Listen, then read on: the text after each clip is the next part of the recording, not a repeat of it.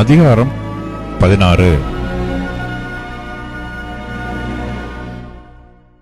தாவீது மலையுச்சியிலிருந்து சற்றப்புறம் நடந்து போனபோது, இதோ மேவிபோசேத்தின் காரியக்காரனாகிய சீபா பொதிகளை சுமக்கிற 2 கழுதைகளை ஓட்டிக்கொண்டு வந்து அவனை சந்தித்தான். அவைகளில் 200 அப்பங்களும் வற்றலான 100 திராட்சப்பழ கொலைகளும் வசந்த காலத்து பலனான 100 கொலைகளும் 1 துருத்தி திராட்சரசமும் இருந்தது.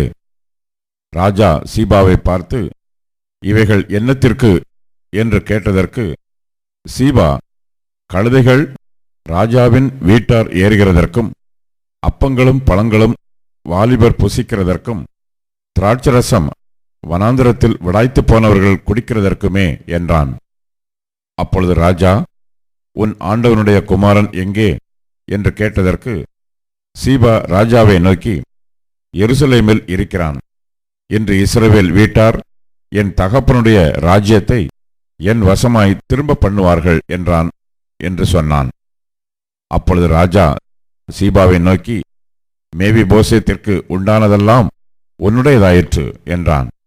அதற்கு சீபா, ராஜாவாகிய என் ஆண்டவனே, உம்முடைய கண்களில் எனக்கு தயை கிடைக்க வேண்டும் என்று நான் பணிந்து கேட்டுக்கொள்கிறேன் என்றான்.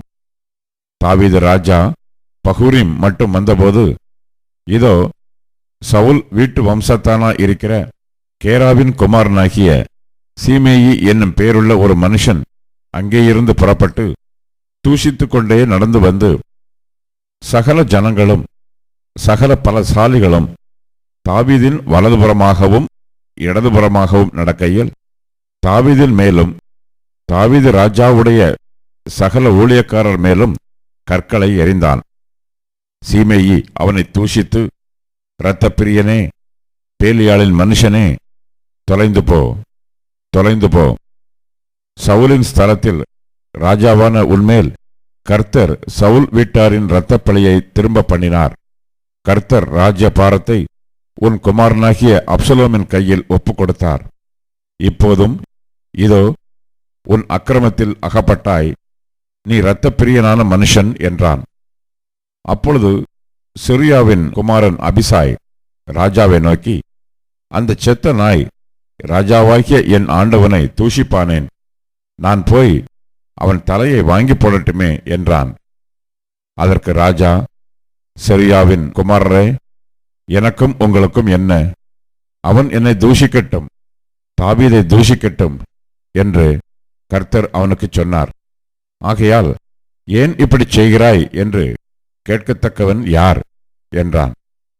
பின்னும் தாவீது அபிசாயையும் தன் ஊழியக்காரர் எல்லாரையும் பார்த்து, இதோ என் கற்பப்பிறப்பான என் குமாரனே என் பிராணனை வாங்க தேடும்போது இந்த பென்யமீனன் எத்தனை அதிகமாய் செய்வான்? அவன் தூஷிக்கட்டும், அப்படி செய்ய கர்த்தர் அவனுக்கு கட்டளையிட்டிருக்கிறார். ஒருவேளை கர்த்தர் என் சிறுமையை பார்த்து இந்த நாளில் அவன் நிந்தித்த நிந்தனைக்கு பதிலாக எனக்கு நன்மையை சரிக்கட்டுவார் என்றான். அப்படியே தாவீதும் அவன் மனுஷரும் வழியே நடந்து போனார்கள். சீமேயியும் மலையின் பக்கத்திலே அவனுக்கு எதிராக நடந்து தூஷித்து அவனுக்கு எதிராக கற்களை எறிந்து மண்ணை தூற்றிக்கொண்டே வந்தான். ராஜாவும் அவனோடு இருந்த சகல ஜனங்களும் விடாய்த்தவர்களாய் தங்குமிடத்தில் சேர்ந்து இளைப்பாறினார்கள். அப்சலோமும் இஸ்ரவேல் மனுஷராகிய சகல ஜனங்களும் அவனோட கூட அகித்தோப்பேலும் எருசலேமுக்கு வந்தார்கள். அர்க்கியனாகிய ஊசாய் என்னும் தாவீதின் சிநேகிதன் அப்சலோமிடத்தில் வந்தபோது ஊசாய் அப்சலோமை நோக்கி, ராஜாவே வாழ்க, ராஜாவே வாழ்க என்றான். அப்பொழுது அப்சலோம் ஊசாயை பார்த்து, உன் சிநேகிதன் மேல் உனக்கு இருக்கிற தயை இதுதானா? உன் சிநேகிதனுடைய நீ போகாதே போனது என்ன என்று கேட்டான். அதற்கு ஊசாய் அப்சலோமை நோக்கி, அப்படி அல்ல, கர்த்தரும் இந்த ஜனங்களும் இஸ்ரவேல் மனுஷர் அனைவரும் தெரிந்து கொள்ளுகிறவரையே நான் சேர்ந்து அவரோட இருப்பேன். இதுவும் அல்லாமல் நான் யாரிடத்தில் சேவிப்பேன்? அவருடைய குமாரனிடத்தில் அல்லவா? உம்முடைய தகப்பனிடத்தில் எப்படி சேவித்தேனோ அப்படியே உம்மிடத்திலும் சேவிப்பேன் என்றான். அப்சலோம் அகித்தோப்பேலை பார்த்து, நாங்கள் செய்ய வேண்டியது இன்னதென்று ஆலோசனை சொல்லும் என்றான். அப்பொழுது அகித்தோப்பேல் அப்சலோமை நோக்கி, வீட்டை காக்க உம்முடைய தகப்பன் பின் வைத்த அவருடைய மறுமனையாட்டிகளிடத்தில் பிரவேசியும். அப்பொழுது உம்முடைய தகப்பனுக்கு நாற்றமாய் போனீர் என்பதை இஸ்ரவேலர் எல்லாரும் கேள்விப்பட்டு உம்மோடு இருக்கிற எல்லாருடைய கைகளும் பலக்கும் என்றான்.